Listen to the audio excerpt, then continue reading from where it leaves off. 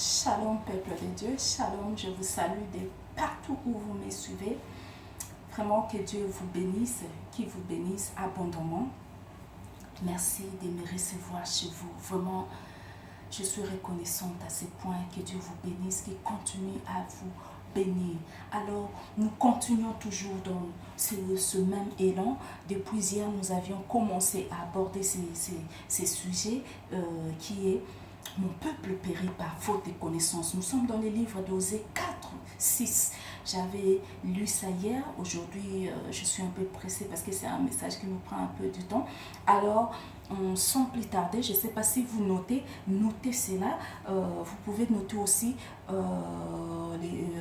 Luc 4, 1 à 13. Vous notez aussi à côté le verset 16. Luc 4, 16. Ça, c'est à côté. Notez aussi Galates 1, 8. Ce sont des points auxquels nous allons développer un peu ce matin.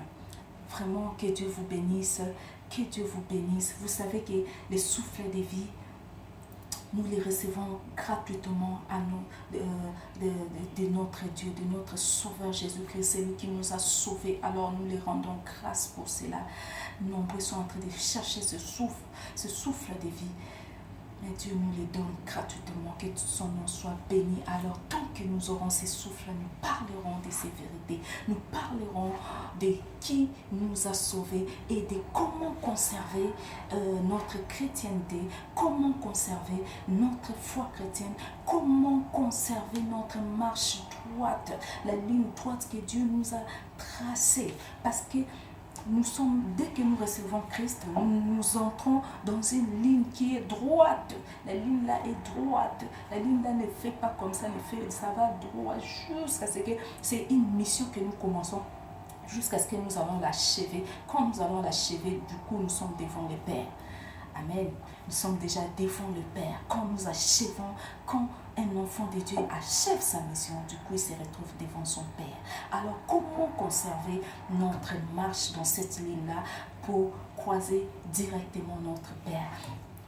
Nous allons voir cela. J'avais expliqué cela.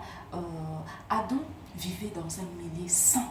C'était pur, c'était pas un monde comme le nôtre, rempli de péchés, rempli de mauvaises choses, rempli d'hypocrisie, de haine, de jalousie. Le monde d'Adam, c'était un monde pur, c'était un monde vraiment, c'était un merveilleux monde. Mais l'ennemi a pu accéder dans ce merveilleux monde pour aller les corrompre. Et l'ennemi savait que Adam ne connaissait pas bien la parole de Dieu. Amen. L'ennemi savait cela. Il savait que celui-là, il est un peu ignorant. Il ne connaît pas vraiment l'impact de la parole de Dieu, de son Créateur. Il savait cela, voilà pourquoi il s'est révélé à Adam pour aller. Adam qui était un enfant gâté dans les jardins d'Éden, il est allé les détruire. Alors nous qui sommes enfants de Dieu, si nous ne les savons pas, nous sommes des enfants gâtés sur cette terre. Je ne sais pas si vous les savez. Nous sommes des enfants gâtés sur cette terre. Quand on est enfant de Dieu, on est enfant gâté sur terre. Alors l'ennemi connaissant cela, il cherche toujours comment nous. Et si nous ne connaissons pas la parole de Dieu, du coup, il peut facilement nous égarer de la voie normale de Dieu, de la ligne droite de Dieu que notre Sauveur nous a tracé au devant de nous. Alors, il a essayé encore le même système, je l'ai dit l'autre fois, par la même méthode, il s'est révélé à Jésus. Quand à l'Éden, il s'est révélé étant serpent, il a réussi, il a cru comme si, quand il va se révéler aussi à Jésus-Christ, tout étant serpent, il allait réussir là-bas, il avait chuté. Il s'est buté à une personne qui connaissait la parole. Il s'est buté à une personne qui était elle-même la parole. Il s'est buté à une personne que les ténèbres ne peuvent jamais dominer sur lui, sur elle plutôt. Il s'est buté à Jésus-Christ de Nazareth. Alors Jésus-Christ connaissait la parole de Dieu. l'ennemi n'avait pas peur de l'autre là, de la présence de Dieu qui coulait en Jésus-Christ, parce que Jésus sortait de jeûne et prière, sortait de forts moments de prière et jeûne. Mais l'ennemi n'avait pas eu peur de ça pour se révéler à Jésus, pour essayer d'écarter Jésus de la voie de Dieu. Il s'est révélé à Jésus-Christ de Nazareth pour les tenter. Mais Jésus-Christ, connaissant la parole de Dieu, Jésus-Christ l'a écarté de son chemin. Il a fui. Au verset 13, les diables s'est éloigné. Le verset 13 de Luc 4, le diable se retira. Il s'est éloigné plutôt au devant de Jésus-Christ, parce qu'il s'est buté à une personne qui connaissait bien la parole de Dieu, qui était elle-même la parole de Dieu. Mais combien aujourd'hui se croisent avec les diables, se croisent avec des fausses prophéties, combien aujourd'hui se croisent avec des faux anges qui se révèlent à eux et qui les montrent des versets tordus, mais qui sont incapables. Je me rappelle, une fois, Jésus-Christ pouvait dire à Pierre, arrière de moi Satan. Il lui a dit, arrière de moi Satan. Pierre n'était pas Satan, mais Satan pouvait passer par Pierre pour décourager Jésus-Christ à accomplir son œuvre. Combien aujourd'hui écoutent des voix, mais ne savent pas discerner. Ça, c'est la voix qui me vient de Dieu. Ça, c'est la voix satanique. Combien ne savent pas? Pourquoi ils ne savent pas? C'est par manque de connaissances. Quand on ne connaît pas la parole de Dieu, l'ennemi se révèle facilement à nous. Il se révèle qu'aux ignorants. Parce que moi, là, dès que je suis là, je ne sais pas, je ne maîtrise pas cette Bible dans ma tête, mais avec ma petite connaissance, je ne crois pas que l'ennemi peut me faire ça. Peut me basculer, avant, il pouvait me le faire ça, mais pas maintenant. Pas maintenant que Dieu m'a fait comprendre sa parole. Pas maintenant. Moi, je ne peux pas être religieuse à cause des fausses prophéties, à cause des manques de connaissances. Je sais que la parole de Dieu, oui, tu peux m'apporter une parole qui est tordue. Tu peux me dire que non. Par exemple, il y a d'autres choses, je ne vais pas vraiment en parler maintenant parce qu'il y aura vraiment un partage spécial pour ça. On aura un partage spécial pour certains trucs que je vais donner comme exemple. Mais quand nous connaissons la parole de Dieu, l'ennemi ne peut pas nous faire basculer. Il ne peut pas bouger notre foi. Il ne peut pas bouger notre foi. Des sectes ne peuvent pas vraiment nous faire tomber. Moi, je vous dis, il n'est pas permis de faire comment je peux dire, l'apôtre Paul l'interdit quelque part, évite des discussions, et ainsi de suite sur la parole de Dieu.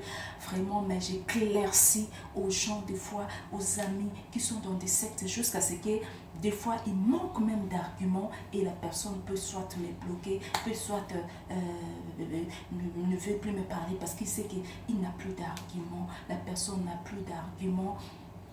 Du coup, il voit que mon argument est vraiment clair et véritable. Du coup, la personne... Et très souvent, je leur dis, allez, prenez mes arguments, prenez cette conversation, montrez à vos leaders, montrez-leur cette conversation et ils vous diront, s'ils sont dans les vrais, ils vous diront. Et s'ils sont dans l'ignorance, ils se rendront compte. Montrez-leur, mais je reste toujours sans suite. Mais quand on connaît bien notre Seigneur Jésus-Christ, nous ne pouvons pas tomber dans les pièges de l'ennemi. Il y a quelque chose que je vais nous révéler qui fait que beaucoup de gens tombent dans ces pièges-là. Pourquoi? Ils passent beaucoup de temps que dans des prières. Excusez-moi, je n'ai pas dit, comprenez-moi bien, je n'ai pas dit qu'on ne prie pas.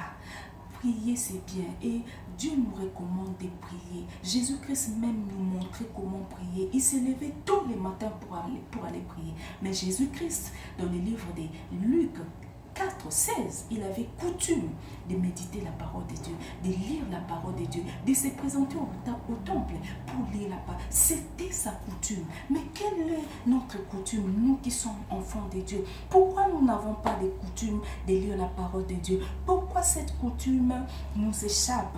Pourquoi nous ne suivons pas le modèle qui est Jésus-Christ en lisant aussi la parole, en cherchant méditer cette parole dans la profondeur en compagnie du Saint-Esprit? Pourquoi nous ne le faisons pas? Parce que quand nous nous consacrons seulement dans la prière, c'est, écoutez-moi bien, c'est un des pièges de l'ennemi. Ne pas méditer la parole de Dieu et se consacrer que dans la prière. Écoutez-moi bien, je n'ai pas dit que prier c'est mauvais. Il faut qu'il y ait de l'équilibre. Parce que je vous ai bien montré que l'ennemi n'a pas peur de s'approcher, même là où il y a la présence de Dieu, même là où les enfants de Dieu s'assemblent, il y a même des sorciers là-dedans. L'ennemi a peur que des gens qui connaissent la parole de Dieu, ils tremblent devant eux. Et pire encore, si vous mettez cette parole en pratique, l'ennemi ne vous approche presque pas. Il vous voit de loin et il essaie de voir de loin comment il peut vous attraper. Oh, beaucoup tombent dans les pièges de l'ennemi. Les gens passent beaucoup de temps sur des montagnes. Et sur des montagnes, là, la personne peut faire même 1000 jours là-bas sans lire la parole de Dieu. Ou si la personne peut lire la parole de Dieu, ça peut être peut-être quelques versets. Moi, je passe 1000 jours, je passe 100 jours sur une montagne, 200 jours, 300 jours sur une montagne, sans méditer en profondeur.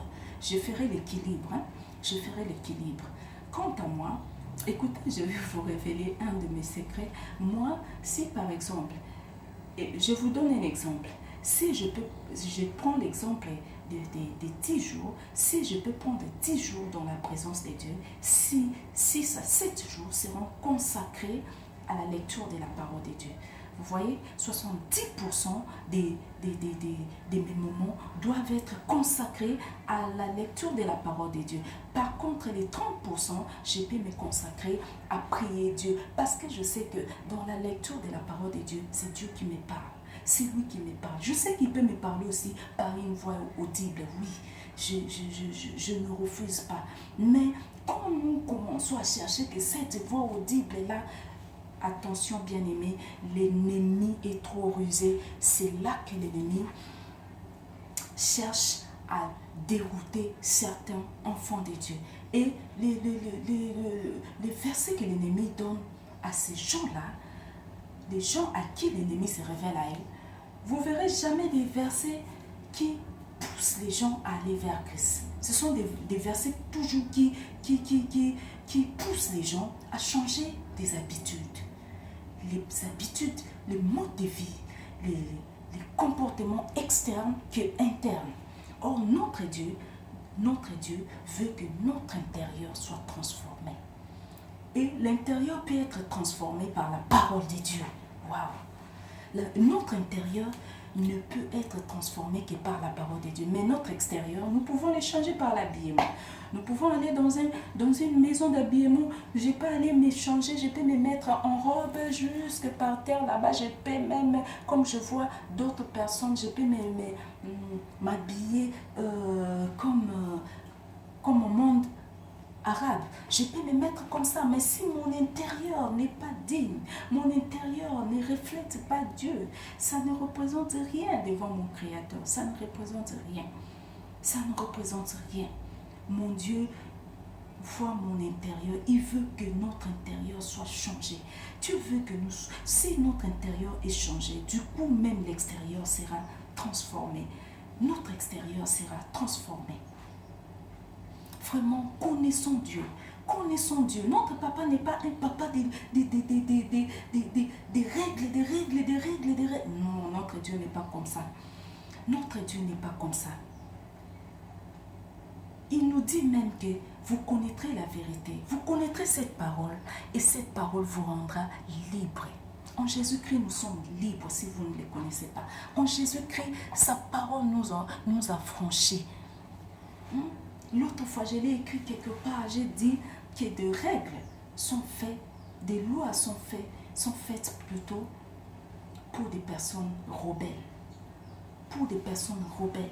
Comment je suis pour moi, fille de Dieu? Je ne suis pas rebelle. Je ne fais pas quelque chose de mauvais contre mon prochain. Je ne m'habille pas dans le but d'aller séduire quelqu'un. Je ne fais pas du mal à une personne. Et du coup, vous me dites que tel que je suis là, ainsi de suite, ainsi de suite, ainsi de suite. Les gens oublient que les trucs qui amènent les gens en enfer, c'est autre chose. Lisez Galates 5. Lisez Galates 5, commencez par les versets 16. Vous descendez jusque même au verset 19. Commencez. Plutôt Galates 16 jusqu'au verset 21. Pas 19, mais 21. Soit 19 ou 21 comme ça. Vous lisez.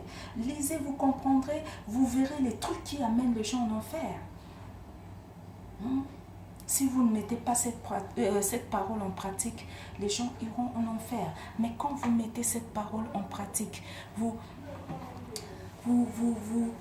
méditez cette parole en profondeur, je vous assure, l'ennemi ne trouvera pas d'issue pour accéder, pour entrer en vous. Bien-aimés, je vous prie, je vous prie, je vous prie. L'ennemi est trop malin. L'ennemi est trop malin. Prenons le temps de méditer la parole de Dieu. Et si vous priez dans des églises où vous passez que des temps, vous dans vos coutumes de l'église, il n'y a que vous pouvez aller au culte pendant 6 heures du temps. La parole de Dieu, vous n'écoutez que 30 minutes et quand vous écoutez, on ne fait que vous bénir. On ne vous montre jamais qu'un chrétien, tu fais ça, c'est mauvais. Oh, ainsi, la vie chrétienne, c'est comme ça. On ne vous montre pas. En tout cas, quant à moi, si j'étais à votre place, vraiment, je sortirais de ces endroits-là. Moi, je vais là où j'arrive. Je ne sais pas, je ne comprends pas pourquoi les chrétiens n'aiment pas qu'on leur dise des choses qu'ils font de mal, ainsi de suite. Je ne sais pas pourquoi. Parce que moi, si Dieu me dit que non, ça c'est mauvais, c'est là que je vois comme si Dieu m'a parlé. C'est comme ça que j'ai grandi dans ma foi chrétienne. C'est comme ça que Dieu m'a poussé à grandir. Et vraiment, j'aimais comme ça que Dieu me parle, que Dieu me montre mes erreurs. C'est bien, c'est ce que j'aime. J'aime ça. Et ça fait grandir dans la foi chrétienne. Ça fait beaucoup grandir. Que Dieu bénisse sa parole, que Dieu vous bénisse, que Dieu vraiment puisse, j'ai pris beaucoup de minutes, que Dieu vous bénisse vraiment abondamment, que cette parole vraiment puisse vous transformer, puisse changer votre manière, votre façon de voir des choses. Ne soyez pas des religieux. Le but de l'ennemi, son but est que nous soyons des religieux. Son but est qu'il nous présente un verset qui est mal compris. Du coup, il y a beaucoup de sectes. Il y a d'autres là-bas, on ne transfuse pas parce que. Tout ça là, on en parlera de ça quand Dieu donnera son top. Il y a d'autres là-bas, les femmes doivent être seulement comme ça parce que. Il y a les autres qui ne mangent pas de nourriture. On nous dit manger tout ce qui se vend au marché. Mais il y a d'autres choses, ils ne mangent pas parce que. Or, quand on connaît la parole de Dieu, bien aimé, on ne peut pas. Le mal, c'est que ce n'est pas eux qui reçoivent des visions là seulement qui se perdent. Mais ils ont beaucoup de foules derrière eux qui les suivent. Toutes ces foules-là, Jésus-Christ était mort sur la croix pour eux. Jésus a besoin de toutes ces âmes-là. Jésus a besoin que toutes ces âmes-là sortent des ténèbres, que la parole de Dieu puisse les éclairer, qu'ils soient libres, qu'ils soient vraiment libres. Dieu ne nous a pas envoyés dans ce monde pour que nous soyons comme des esclaves, pour que nous... Non, les sectes, c'est l'observation des lois, des règles. Mais notre Dieu, voyez seulement Adam au jardin d'Éden. Avec notre Dieu, c'est beaucoup de liberté, moins de lois. Si vous ne comprenez pas, Dieu est comme ça. Mais avec les diables, les sectes, c'est plus de lois, moins de liberté. Petite liberté, beaucoup d'observation des lois. Mais avec notre Dieu, il n'y a pas beaucoup d'observation des lois. Il y a beaucoup de liberté, moins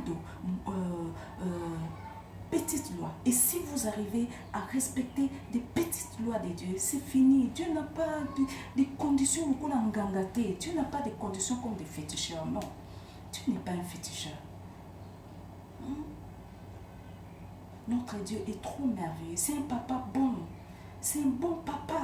Dieu, c'est un bon papa. Un papa bon, merveilleux. Aucun papa terrestre ne peut être comme Dieu. Ça, je vous dis vrai. Quelqu'un qui a été capable de donner son fils. Il dit seulement à qui... Non, lisez Jean 3,16. Vous allez comprendre. C'est un bon papa.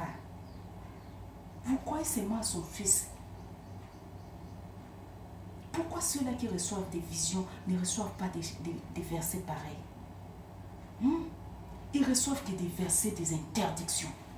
Vous voyez l'ennemi, l'œuvre de l'ennemi, les versets d'interdiction. Jésus-Christ était venu lui-même. Qu'est-ce que Jésus-Christ, montrez-moi dans la Bible, ce que Jésus-Christ a interdit aux femmes. Montrez-moi. Manque de connaissances. Montrez-moi ce que Jésus-Christ a interdit. Jésus-Christ s'est révélé même comme, je ne sais pas, un homme bon. Il est mort sous sa bonté. Pour sa bonté, il est mort. Par contre, ceux qui observaient des lois, et aujourd'hui, il y a plein de pharisiens. Actuellement, là, plein de pharisiens dans ce monde. Plein de pharisiens. Des docteurs de loi. Mais zéro. Alors, je vous dis bye. Je dis, excusez-moi, c'est ma façon. Je ne sais pas, Jésus-Christ a enseigné avec autorité. Quand je parle de la parole de Dieu, surtout des choses qui énervent vraiment, ce n'est pas que je parle sous la colère, mais je vois comme si il faut toujours qu'il y ait de l'autorité. Il faut toujours qu'il ait de l'autorité pour des tels messages. S'il vous plaît, excusez-moi et comprenez-moi. Alors, je vous dis à très bientôt, à très bientôt. Que Dieu vous bénisse. Nous allons poursuivre cet enseignement très prochainement. Que Dieu vous bénisse. Je vous dis bye bye.